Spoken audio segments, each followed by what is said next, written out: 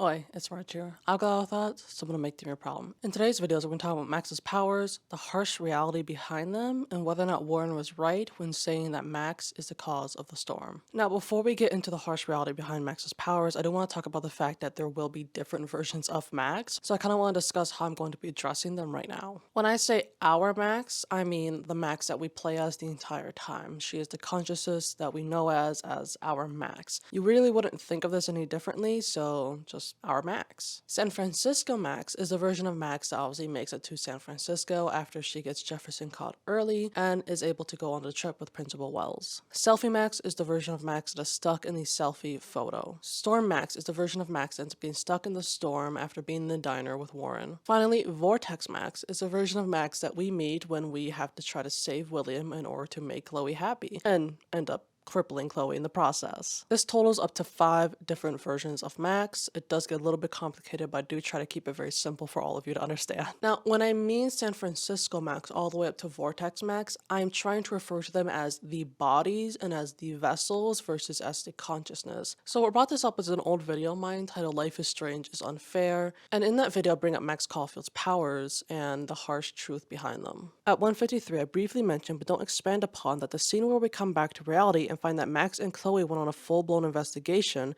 while our Max was actually somewhere else is mind-blowing, if not terrifying. I said, this scene proves that when Max photo jumps, she leaves a different consciousness behind, one that did a whole investigation with Chloe. When I meant a whole different consciousness, I meant it.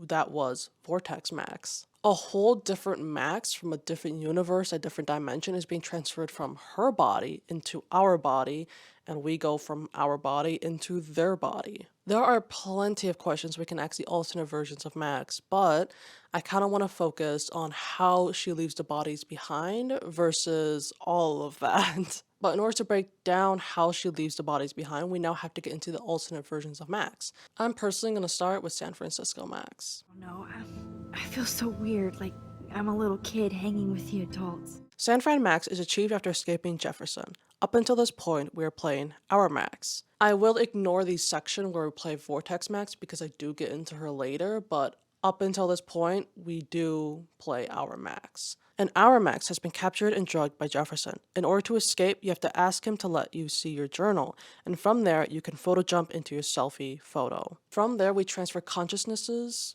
which is a big word, into San Francisco Max, and San Fran Max transfers to our body. But the reason why it's so fucked about why and how our Max leaves San Francisco Max behind and the way she does it is because only our Max knows about the storm coming. Only our Max is aware of Chloe's phone call. What we do as our Max, we cannot assume that the other Max we traded bodies with will be aware of when they return to their body, assuming they ever get to return to their body. So we cannot assume that San Fran Max will know about the vision and will know about the phone calls. Why? Because likely by the time she returns, Chloe will already be dead. We took so much time, not only having the vision, but then having the phone call and then having to go into the photo, having everyone interrupt us while we try to go into the photo. We take so much time doing all of that either San Fran Max is dead or it is far too late that when she transfers to her body, there is just no way she can try to save Chloe. But this leaves a weird question. What version of Max got transferred to San Fran Max's body then? If San Fran Max is gone, who's there? That body must continue with another consciousness, right? This is where we now break down the theory I have on Selfie Max because it's a little bit complicated. What is going on now? What am I doing to time? Selfie Max, in my opinion, is a version of Max that is forever stuck in that room. An empty cell that different consciousnesses will enter once and if they ever reach that state of fuckery from their overuse of their powers. As a result, is this just a possibly immortal body that Max and other versions of her other consciousnesses that exist, can just enter into whenever they get to that time and point in space where they need something to just transfer from one body to another without having to really have too many issues with the linearity of how linear photo jumping seems to be sometimes? I don't really know because Selfie Max, in my opinion, is one of the least known about Maxes, and she is very clearly stuck in that room. But that kind of seems to be the best answer for her, is that she is just permanently stuck there, created by Max's time fuckery of powers. And as a result, whenever other versions of Max reach that time and point where they need this vessel, they can just transfer over to that vessel, and through that vessel they can try to then transfer over to another point in time. Let's talk about a secret Max that I left out, Nightmare Max. I'm you, dumbass. Or I'm one of many Maxes you've left behind. Nightmare Max introduces herself as one of the many Maxes you've left behind, not only proving my theory in this entire video, but hammering it in. Max has left behind plenty of versions of herself in shitty situations, forcing this Max in particular to be forced to stay here in this nightmare realm, forced to wait for who knows how long until either another Max arrives or she is stuck there for eternity. She mocks Max for asking for help by saying, "I thought you can control everybody. Everything. Twist time around your fingers." Like I said on my video about Life is Strange universe is unfair, this Max also voices the same opinions. Max is creating a terrible habit with her time powers, thinking she can control everything to where it is tearing shit apart. Hell, Selfie Max is a prime example of the world around her being literally destroyed and burning, thanks to Max thinking she can control every minute thing. In the end, forcing us to make two decisions, Bay versus Bay. So you might think that this is the most fucked up version of all of the Maxes. Let's get into Storm Max and then I'll let you decide. Now, quickly before we get into Storm Max, you might be saying, Merch, this is actually Max's original body. We see this because when she first wakes up in the chair, she's able to free her leg, and when we return from Selfie Max, her leg is still freed, meaning this is still the same body. The reason why I'm separating this, although yes, this is technically an linearity, her original body, is because of what I'll talk about soon. Although yes, you are right. Because the best example I have of Max leaving behind her vessels and different versions of herself is with Storm Max. In case you forgot, Storm Max escapes from Jefferson. She drives all the way down to the diner to get the photo from Warren to go back in time to photo jump and fix everything she has done, to stop Jefferson once and for all and to stop the storm once and for all. The problem?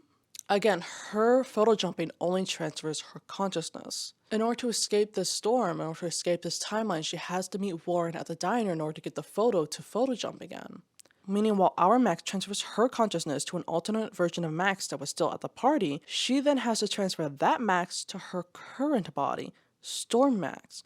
They mind swapped, meaning she just took a Max that was just walking up to Blackwell Pool to catch Nathan with Chloe and dropped her in the middle of an E6 hurricane in that shitty ass diner and right in the path of the storm with no way out. Yes, Max could theoretically try to just photo jump once again, but this is where I have an issue with photo jumping, and we'll finally get into this issue. How many times can Max photo jump before it is an issue and a problem to her body? How many times can Max photo jumps before either her powers or her body gives up? Even if Max is just transferring her mind/spirit, that doesn't mean that her body or her powers don't have a limit to how much they can handle photo jumping. Meaning whether we like it or not, even if Max could infinitely photo jump, although I doubt it because just a bit of rewinding in a day and we get the same scene as when we try to save Kate, but even if she could infinitely photo jump, sooner or later, one Max would be transferred to that body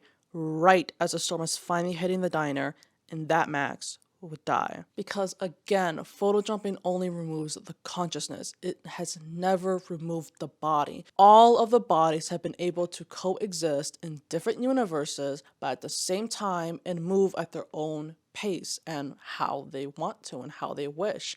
This is proven by Vortex Max. This entire time she's been having her own life in the Vortex Club, even though our Max would never do that. So this proves that other versions and her other bodies are able to move at different points in time. The reason I consider this as a different version of Max is not only because she does end up switching places with what would be considered Party Max, but also because this is the last time we ever see Max's original body. Following the timeline up until now, with Storm Max, this is the last time we would ever enter what would be her original body. And that's a little fucked up that she just easily gave up her original vessel, her original body, for what would inevitably be not hers. Now you're probably thinking I'm forgetting a version of Max, because after we escape the storm, we enter Party Max. We end up on the beach, and Chloe even states, "Looks like the real Max is back," meaning we switch bodies once again for a short period of time. This is where things get confusing, because there is not a linear transfer of consciousnesses. We transferred from our Max to Party Max, leaving Party Max in Storm Max's body. But in this scene with Chloe, Max is clearly transferred again. Chloe talks about going back to her house, giving David the information needed to capture Jefferson after the party, and then they end up on the beach after Max tells her that they would be safe at the lighthouse. From rewatching the scene multiple times, I don't necessarily know why we would need to transfer again. I guess the idea is because we told David new information, but the thing is, we're right at the party. Max is saying, let's just fucking go home. Let's just not even meet Jefferson here and acknowledge his text as Nathan. Let's not go to the junkyard. Let's just go home. David's waiting there. Let's just give him the information we need. He can go investigate the bunker. He can go arrest Jefferson, and then everything will be fine. So I don't see why there had to be almost like a time skip for that to happen, as it should have just happened naturally. I can kind of see where they were going, because originally we actually went into the party and Chloe got killed. But because this is a different timeline, an alternate timeline, we were able to make the choice to stop Chloe from doing something. And mind you, in the whole rant, I didn't even get into the fact that Max somehow knew that she wouldn't remember anything that happened, that she knew she would transfer bodies. How does she even know that when she does transfer bodies, that she knows the other version of her and herself are not currently up to date on what is happening? Meaning at some point in time when Max had transferred enough bodies, she knew that the other versions of her wouldn't know what is going on and wouldn't know what is happening, and that she leaves them in a fucked situation, so she needs to be caught up to date.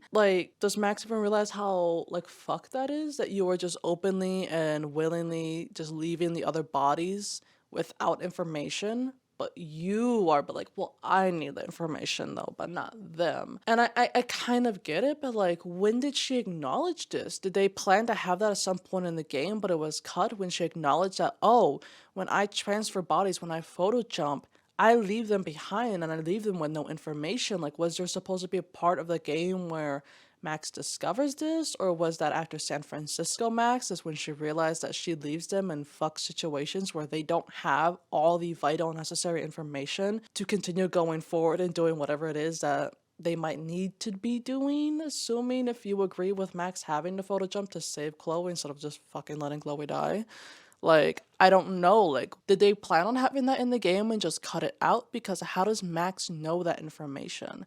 This entire time, she doesn't seem to ever be, acknowledging that she's doing things to these other versions of Max and leaving them in shitty situations. And she doesn't acknowledge that. She knows that they won't be caught up to date when she leaves them behind.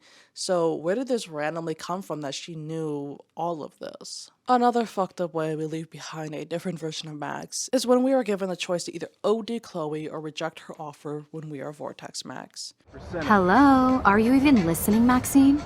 All my friends in LA told Vortex Max is quite special because it's our first time ever mind swapping with a different version of Max. As a result, it's nice and linear and clean how we do it. I want everyone to sit down with me really quickly. Just one minute, if anything. It is illegal to OD someone, even if you get verbal consent. It is assisted suicide and illegal in most, if not all states, and you can go to jail for it. It doesn't matter that they ask you to do it. You aren't supposed to. As a result, guess where Vortex Max is going instead of Blackwell? If the game was real, if it cared about realism, she'd be going to fucking jail. If you choose to OD Chloe, then photo jump the fuck out of that timeline, you are mind swapping back with Vortex Max, as there is no one else to mind swap with, leaving her in front of a dead body with proof that someone OD'd her, with fingerprints that someone OD'd her, and that the only other person near the body was Vortex Max. No one is going to believe her if she says she has powers, and she probably didn't even know that she can photo jump. And even then, even if they do magically believe her, it is not an excuse for murder. I'm honestly surprised that I think I'm like one of the first few people to actually discuss and talk about this, but hey, I'll give everyone the benefit of the doubt. It's not meant to be taken seriously, it's just a video game. So instead, let's talk about whether or not Max is truly the cause of the storm, because I kind of just want to turn what should have been 2 videos into one, because I'm kind of done with the topic of Life is Strange for right now. I think it's time to move on to the other Life is Strange games and other topics. But the alternate universe that we jump into by photo jumping may help prove that Max is the cause of the storm.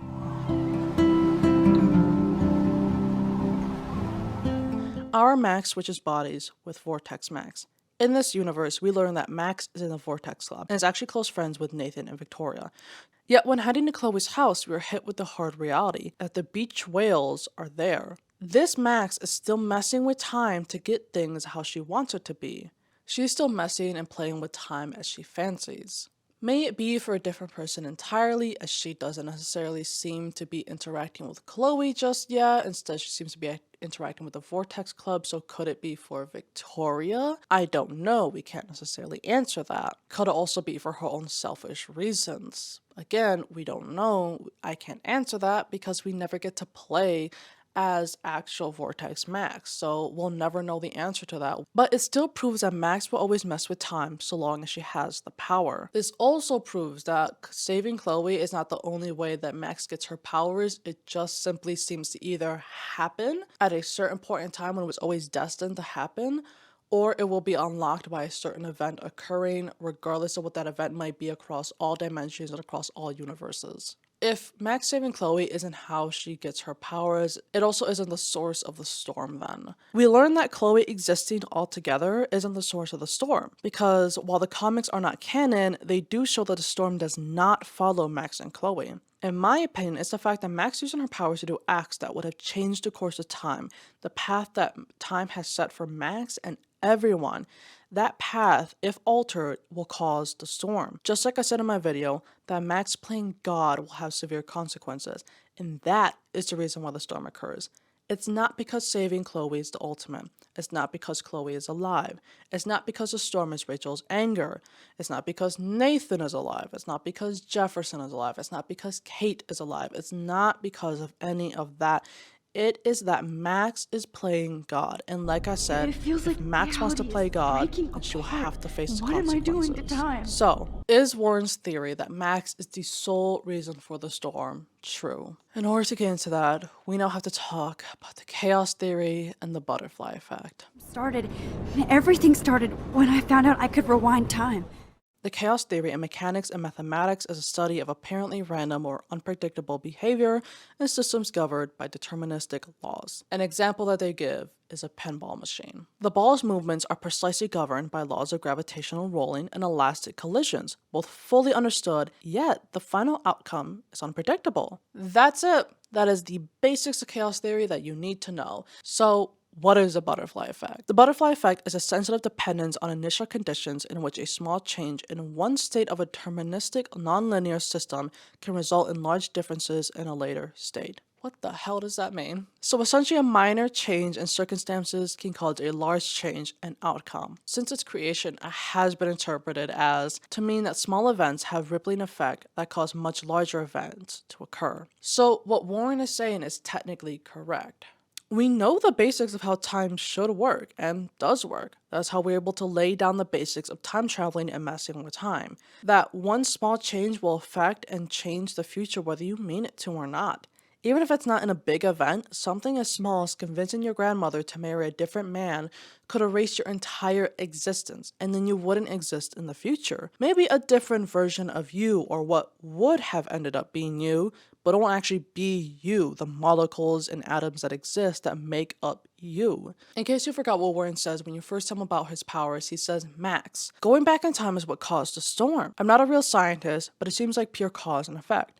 Maybe chaos theory. He says, for every action, there's a reaction. Whenever you reversed or alter time, maybe cause a chain reaction, even in the environment. This is technically the butterfly effect in a sense. Everything Max does tick both of those boxes. Now on to answering, for every action, there's a reaction. Whenever you reversed or alter time, maybe you cause a chain reaction, even in the environment. Did Max saving Chloe, saving Kate, having interactions with people that she otherwise would not have had if it weren't for her time powers, going to alternate universes where she doesn't belong, and more cause a chain reaction that then caused the storm? Now, the only way I can prove this is by looking at every bad environmental disaster that happened and occurred after Max used her time powers. The first event we all know about is when we save Chloe and it starts to snow later on in the day. This happens in episode 1. The second major event is that once you either fail or succeed in saving Kate Marsh, there'll be an unscheduled eclipse. You also happen to save Chloe either a few times if you fail the junkyard shootout, or once more from the train. This all happens in episode 2. The third major event was finding out that all the fish had started disappearing in Arcadia Bay. There's a cute little ant vortex, although I'm not sure that has anything to do with anything, as it could just be ants trying to eat food in a weird pattern. And finally, there are a considerably large amount of dead birds. This all happened in episode 3. The fourth major event, after meeting Vortex Chloe and coming back to our universe, we head to Frank to get some clues on Nathan. There we see the same beached whales we saw in Vortex Max's universe. Then, when heading to the party, Max mentions to Chloe about how there are 2 moons in the sky. I find it sus that this happens right after we just heavily fucked with time by trying to save William. This is also where a completely different Max from our Max has entered our universe and had to operate within it. Vortex Max existing in what is our universe likely had a huge effect on our universe, as she doesn't belong there, just like we don't belong in hers. That happened in episode 4. Finally, the final major event also happens in episode 5, which is where we get the big boy, the final E6 tornado. Everything that Max has been worried about from the beginning and was warned that would happen to the town. As you can see, it slowly escalates. Before each major environmental event, something does happen that is related to time. The only one where it doesn't make that much sense is in episode 3, where all the dead birds are and all of dead fish are. But something I did notice is that you do use your powers a lot in this episode, even though it might not seem like it, and those events might not seem big enough to cause that, but you do actually use your powers a lot. You use them to break into the school, to escape from David, to get answers from Nathan and all the people in the diner, and to break into Frank's car. You are still overusing your powers versus when we first started the game. As a result, things are slowly starting to escalate and starting to try to warn you that you're doing too much. You're fucking with time too much. Nobody would ever even miss your punk ass, would they? Get that gun away from me, psycho! But what do you think? What version of Max do you think had the short end of the stick? The shittiest situation handed to them? Do you believe my theory about Max using photo jumping and leaving other Maxes in shitty situations that even caused them to die? Do you believe my theory about Selfie Max? Do you believe that Warren and my theory is correct about Max being the sole source of the storm? Let me know in the comments how you feel. I personally subscribe to this whole theory, which is why I've made this video. I believe firmly that Max is the cause of the storm and that she does leave alternate versions of herself in shitty situations. Just so you know where I leave off on. But you let me know how you feel in the comments down below. If you got to this part of the video, then I hope you liked it. If you did, don't forget to like, subscribe, and hit that bell notification so you never miss out on another video. Thank you so much for watching, and thank you so much for spending time with me today.